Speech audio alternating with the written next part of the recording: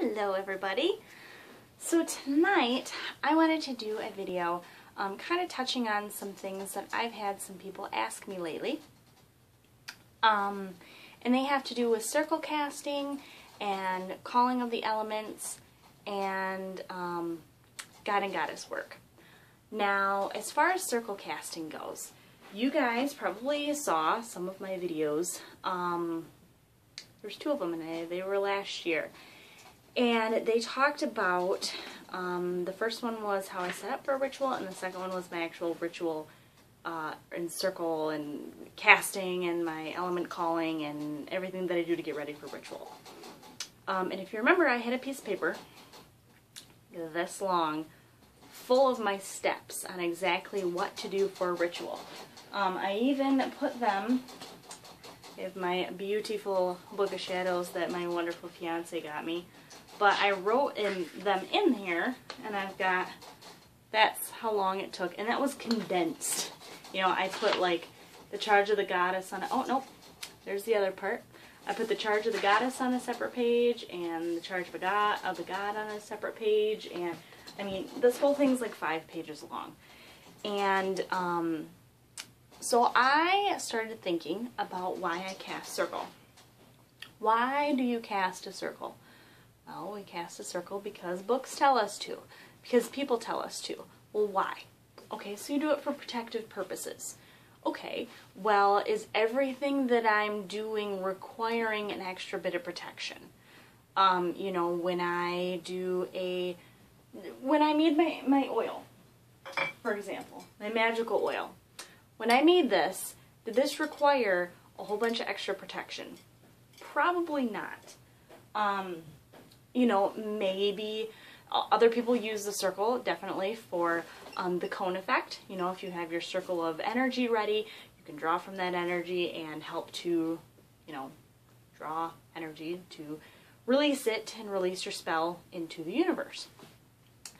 What I have found is that casting a circle for myself has been more of a hindrance and made my spells less effective than when I don't cast. And the reason for that is because I have a book that is 5 pages long on exactly how to go about casting a circle and calling in the elements and calling in the god and goddess, and it is so structured and so chock full of rules that by the time I get to the fun part, by the time I get to the part that it requires all of my emotion, that's when it kind of is fizzled out by then, because you're just sitting there reading and reading. And then when you don't cast ritual very often, or when you don't do ritual very often, you know, and you have things written out like this, you have no need to memorize them. Even though I wrote them out myself, I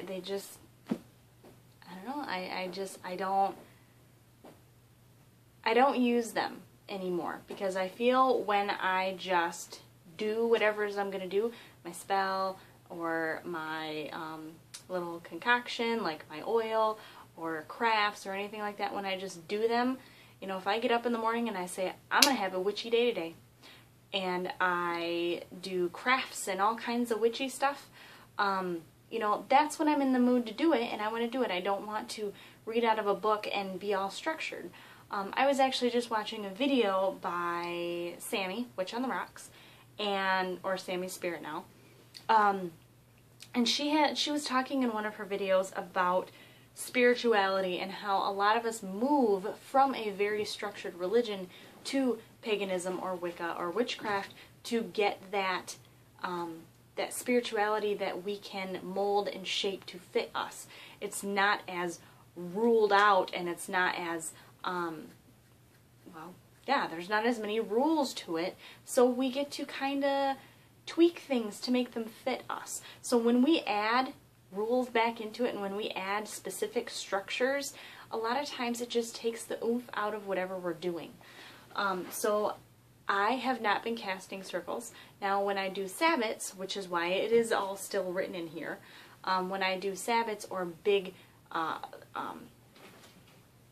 well, I guess big important rituals like that, where, you know, Kevin and I get together and we do them together, you know, it's a big event, then I will pull out the ritual and we will go through the book and we will do the lighting of the candles and the calling of the elements and the circle casting, and that's a little bit different. But you know, a formal ritual when I have more of a formal event. But other than that, when I'm just doing stuff from day to day, I don't use circles. Another reason I will use a circle is if I'm doing some kind of spirit work, like if I'm using the spirit box, kind of like I said in my Ouija board video, any kind of device that you use to contact spirits opens up that gateway, and you don't know what you could be calling in. Even if you say, or the spirit says it's your grandmother, you don't really know if that's your grandmother, and you don't know if something came in with your grandmother. So for what I think it is important, at least for myself, to put up a protective circle, to, you know, line the circle with black tourmaline, to call in the elements, to call in the universe and the God and Goddess, just to have that extra protection when I am doing that kind of stuff. But other than that, you know, I do have a lot of people that ask me, well, how do you cast circle? Do you cast circle for everything? Do you do that? I don't. I really don't. When I want to do a spell and I say, you know what, I want to do a spell today and I want to do it for increased money, then I will sit down and I may take a few deep breaths just to get in the zone, and I will just go ahead and do it, because that's when I feel it's the best time to do it. You know, that's when I'm in the mode and that's when I'm going to do it. I'm not going to go through and read my book and get all structured, and then by the time I get to it, it's all fizzled out anyway. So that's what I think about circles.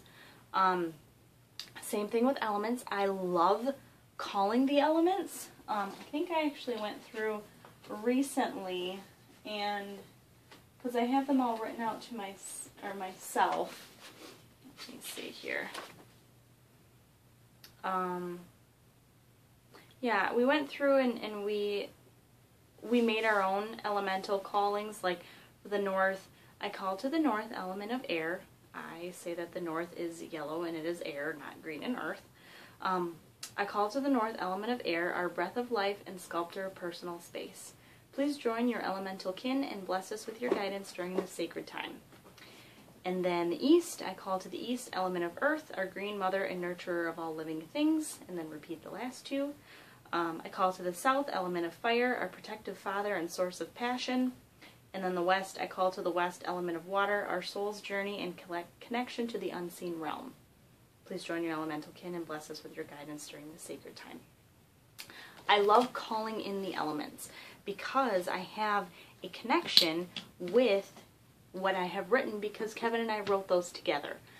But I don't always feel like I have time to, and you know, sometimes I do have things on my altar that have all of the different elements. Like I've got a bowl here for salt, I've got a bowl here for water, I actually have a cactus here which my cat tipped over for earth, and then oh, and I've got candles everywhere for fire. So I have stuff on here for the different elements. So if I feel like calling them in, I will. But I don't. I also think that's another thing that it's kind of on a just on a different basis, I guess. It depends on what you're doing, and it depends on what I feel like doing. You really have to get into.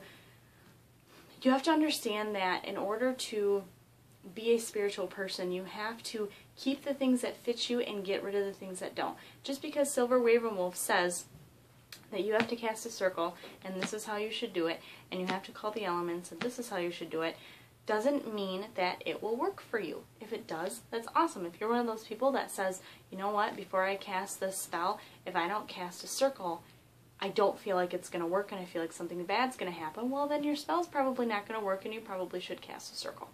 So just get into that habit of understanding that this spirituality is what you make of it. So if you can get rid of the things that don't work and bring in stuff that does work and experiment with different things, then it really, really helps, and it helps to get you more in that spiritual frame of mind. I also had people ask me about, and I'll wrap this up because it's already getting to be 10 minutes, but I had people ask me about the God and Goddess and how I call them in, and what I do with my personal God and Goddess. Like, my God and Goddess are Hecate and Cernunnos.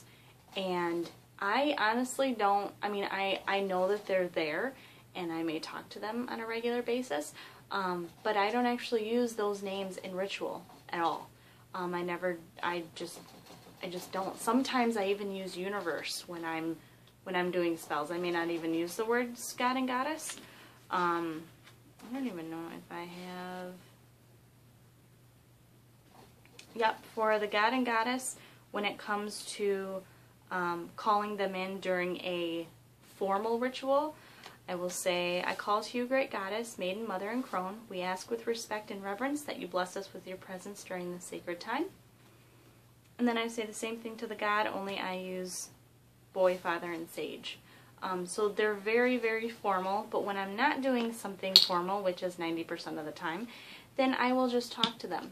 And I will literally talk to them like they are people standing in the room, and I ask them to be with me. I tell them what I'm doing. I tell them what I have going on, and I just talk to them like they are, I guess, like they're my parents, or like they're somebody that you would just open up to, like a best friend, somebody that you just open up to and be like, okay, I really need your guidance right now. This is what I have going on. This is what I'm doing. You know, if you could please be with me during this time, that type of thing. I don't think it has to be really formal. I don't believe that you have to use specific names. If you don't want to use Hecate and Cernunnos in your ritual, then don't. If you don't want to use God and Goddess in your ritual, then use Universe. It works just the same. You know, so really start taking your ritual and your spell work and your spirituality and making it your own, because if you don't, and you're constantly working off of book work, eventually the book ends. And that's one thing that I noticed early on, is I was constantly looking. I mean, look at my bookshelf. I've got, oh, hold on. I've got all kinds of books. Not that I don't love my books, because I love my books, and I am constantly gathering more and more and more and more and more books for reference. But if you take a book literally and go front to cover, that book does end. And so what are you going to do when you have followed that book and then you move on to the next book and the next book and the next book? You're just living your spirituality out of books. You know, eventually you do have to start using books as references and not as the say-all, be-all of spirituality. You know, you really want to start taking things and being like, you know what?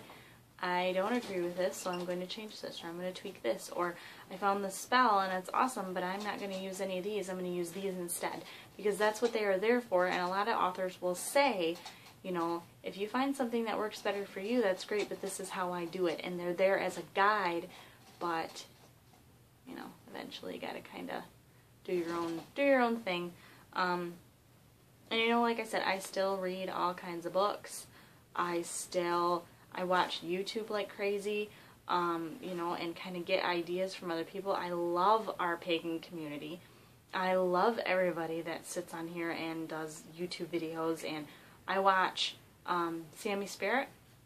I love just sitting down and listening to her talk. I just love her accent. So I watch her all the time.